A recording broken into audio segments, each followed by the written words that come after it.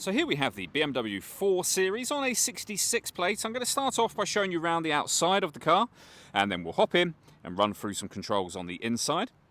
From the outside, you can see it's a 3-door car with the M Performance wheels and body kit.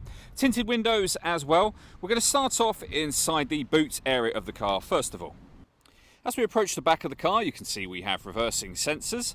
Plenty of boot space, as well as that 60/40 split folding rear seat should you wish to increase this space even further again.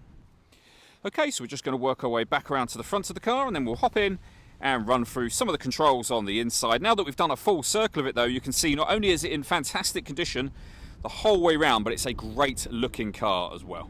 Just briefly before we climb in, I think it's well worth seeing the interior from this exterior point of view. There's plenty to run through on the dashboard, so let's hop in and we'll do that now. Okay, now that we're inside the car, we're going to start with the dials. On the far left-hand side, we have the fuel gauge, then the speedometer, the rev counter, and the coolant temperature gauge. In the centre at the bottom, you can see the total miles for this car. They are 77,400. You can change information displayed above that for various different things, including a digital readout for the speedometer, as you can see just there, and that's done by pressing a button on the end of the indicator stalk.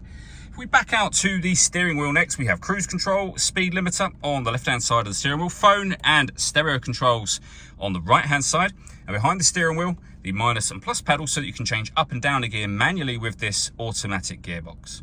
Over into the center next, we have the main screen for the car, which is where you can access your radio media menus.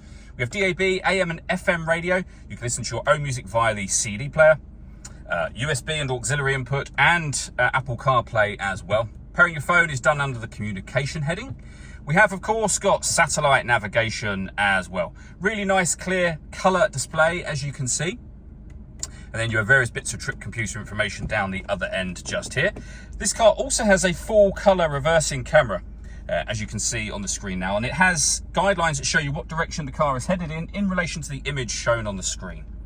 Below that, we have the main volume for the stereo, the CD player, and then dual zone climate control. So you can adjust the passenger temperature, the driver temperature, you can increase and decrease the fan speed, you can determine what direction you'd like the air to be distributed in for passenger and driver. Air conditioning's on at the minute, so that's off, back on again, or you can hit auto. The car will now maintain the temperatures you've asked for by taking full control of the fan speed and direction of the air for you. Hit the auto button, you'll go back to whatever setting you had that on previously. We've also got a heated driver and passenger seat, both of which have 3 separate heat settings each.